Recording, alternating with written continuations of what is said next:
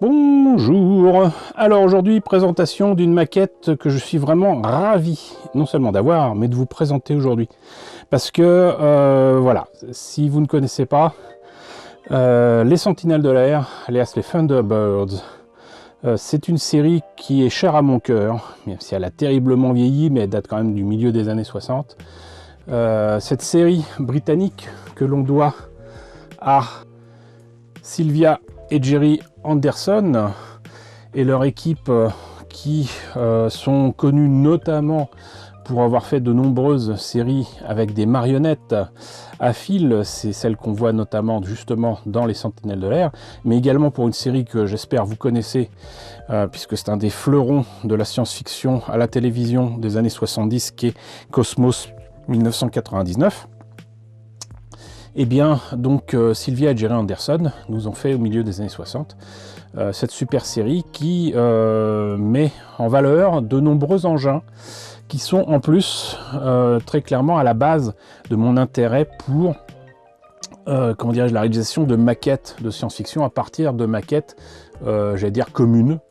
Et le fait est que les modèles de tournage qui ont été faits pour cette série utilisent énormément de pièces, de maquettes, de jouets.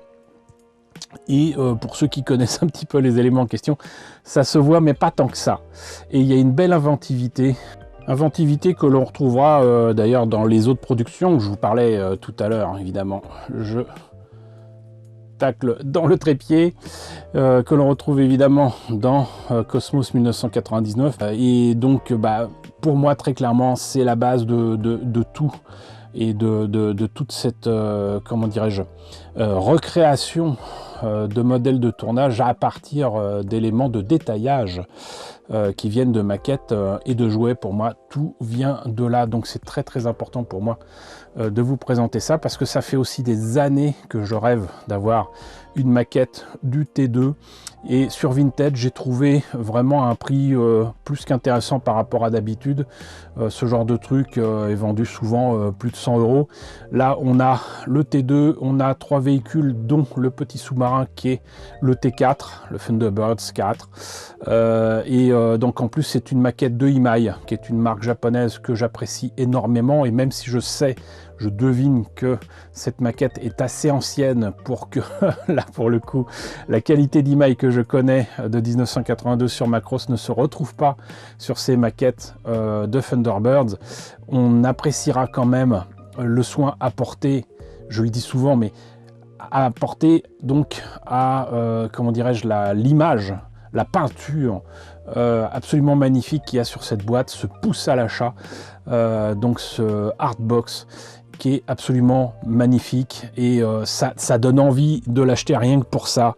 Vraiment, c'est exceptionnel. Par contre, je suis presque sûr que c'est pas une maquette qui a plus de 50 ans, ça c'est sûr. Le moule, les pièces d'origine, certainement. Mais là, c'est certainement une réédition. Mais en attendant, moi, je l'ai trouvé sur Vinted à 30 €.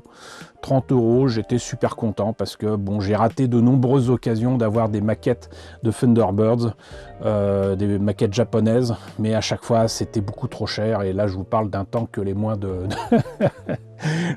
40 ans ne peuvent pas connaître, avec notamment un Thunderbirds présenté donc dans son hangar, où il a différents éléments de son fuselage qui peuvent aider à transporter différents véhicules comme on les voit ici. Et voilà, c'était franchement pour moi une grosse frustration de ne pas avoir au moins une maquette de Thunderbirds. Et non seulement j'ai celle-ci, mais il y a quelques temps j'ai trouvé aussi des maquettes d'Aoshima. Je suis pas sûr que ce soit des rééditions non plus, mais vous verrez ça bientôt.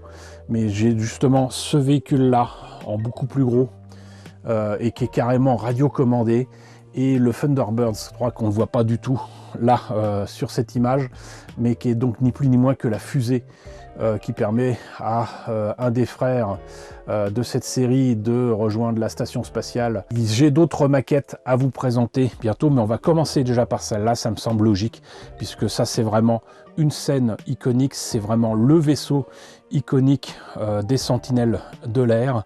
Et si vous connaissez pas la série, je vous recommande de voir au moins le générique, vous comprendrez pourquoi ça prend aux tripes. pourquoi ça me rappelle de beaux souvenirs. Mais voilà, c'était quelque chose de très important pour moi de vous présenter ça. En attendant, on n'a pas fait le tour de la boîte pour autant. Donc qu'est-ce qu'il en est? Alors déjà, j'ai fait le tour de la boîte tout à l'heure, j'ai rien vu de particulier, si ce n'est que là. Bon, par contre, au Japon, à une certaine époque, cette édition d'Imai m'aurait coûté 1600 yens, à savoir un peu moins de 15 euros, peut-être 10 euros au prix, enfin, au taux de change du yen actuel.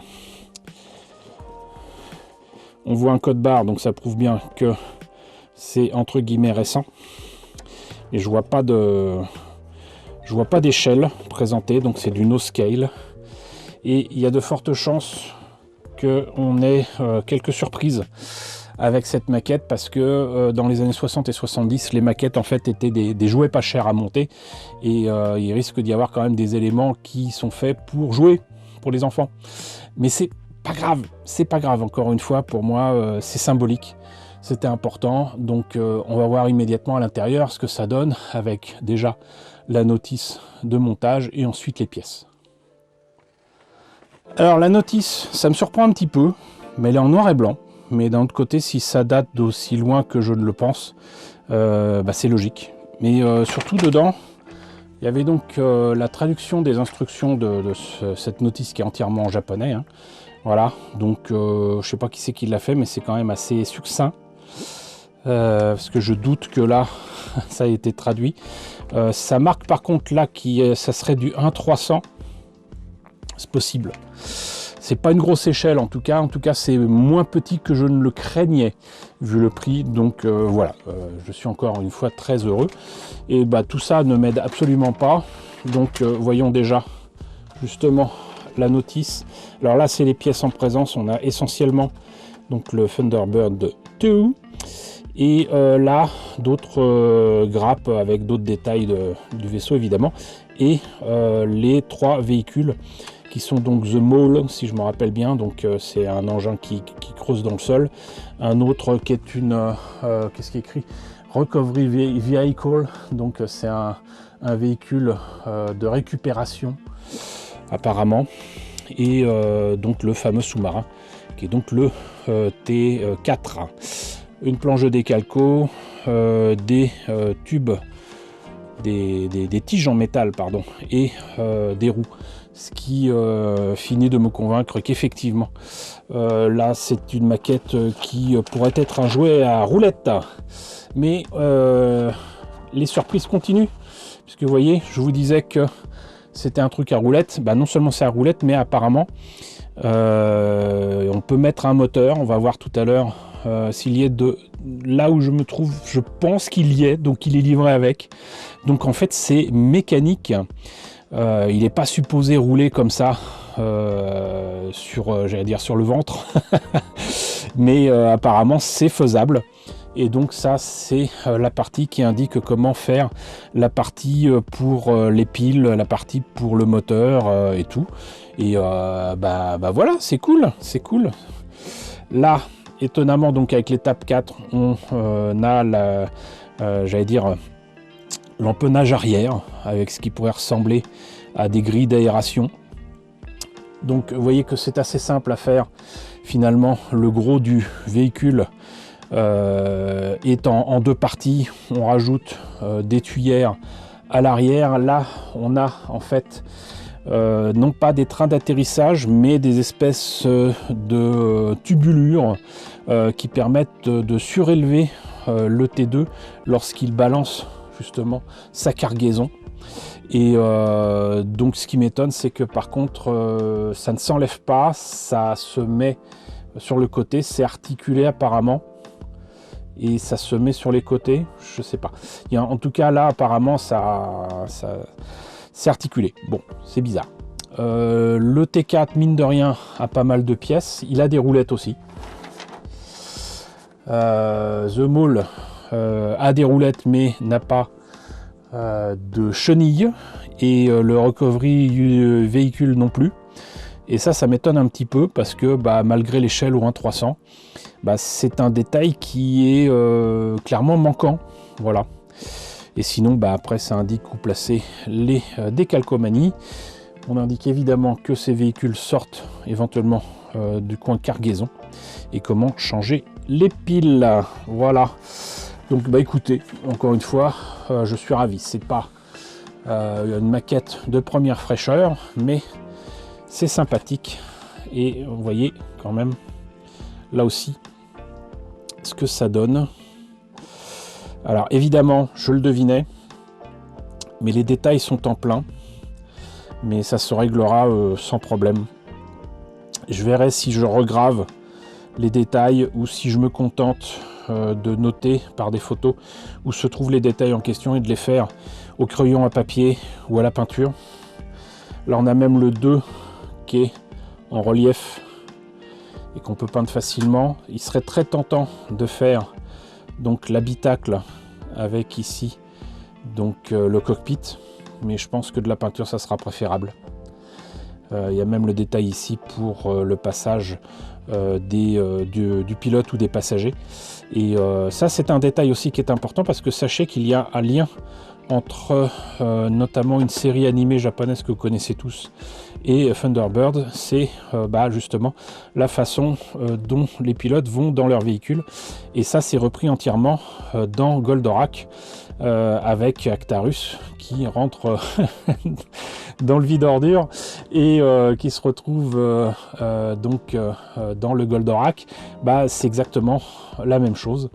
Voilà, donc il y a d'autres gimmicks aussi qu'on retrouve dans les Sentinelles de l'air et dans des séries de Go Nagai comme la piscine qui s'ouvre pour laisser passer le Mazinger Z. Mais voilà, donc c'est quand même un beau morceau. Je vous le disais tout à l'heure, je l'ai vu de loin, mais il y a le moteur. Hop, ici, pas mal d'éléments pour l'aspect, je ne vais pas dire électronique, mais électrique. Les petites tiges, les roues, les engrenages, tout ce qu'il faut. C'est génial, c'est super. Et là, je ne vais pas ouvrir le sachet, vous m'en excuserez, mais j'ai pas envie de perdre les pièces. Là, vous avez par contre une planche de décalco qui, à mon avis, est très très mal vécue, parce que les marquages qui devraient être blancs sont presque jaunes. Il faudrait que je vérifie sur des extraits de la série si les marquages sont jaunes comme ça ou s'ils sont blancs. Mais voilà, il y a les marquages, pas énormément, mais c'est là. Des grappes, pas à la Bandai, mais il y a quand même des grappes avec les couleurs qui vont bien, puisque effectivement là le T2, mine de rien, est de la bonne couleur verte. Ça fait plastique hein, évidemment, mais ça c'est aussi un détail important, parce que le jouet que moi j'ai toujours connu entre les mains de mon grand cousin Raymond, donc au début des années 70, son jouet de Dinky Toys n'était pas vert, mais il était bleu métallisé. Donc ça déjà c'est pas mal. Ici on a quelques détails qui sont rouges, dont les espèces de pylônes dont je vous parlais et les réacteurs. Une grappe jaune avec les véhicules et le reste des pièces du T2 en vert. Et vous voyez que c'est assez succinct, c'est assez limité, mais l'intérêt pour moi n'est pas là, encore une fois. C'était vraiment l'importance de réaliser, j'allais dire un rêve de gamin. J'ai trouvé entre temps des jouets de Thunderbirds, mais je n'avais jamais eu de maquette de Thunderbirds, donc je suis vraiment ravi. Voilà, donc écoutez, j'espère que la présentation de cette maquette et ce que je vous ai raconté autour vous a intéressé. N'hésitez pas à me dire ce qu'il en est dans la section commentaires. N'hésitez pas à liker, n'hésitez pas à partager, n'hésitez pas à vous abonner si ce n'est pas déjà le cas. Coucou aux nombreux abonnés qui nous ont rejoints ces derniers temps, bienvenue ici. Coucou aux grands anciens qui me suivent depuis 10 ans. Merci à tous de votre fidélité, merci à tous de votre soutien sur Tipeee et sur Paypal. Surtout prenez soin de vous. Je vous laisse avec la liste des contributeurs de la chaîne et je vous dis à très bientôt, qui sait, donc pour la présentation d'autres maquettes de Thunderbirds.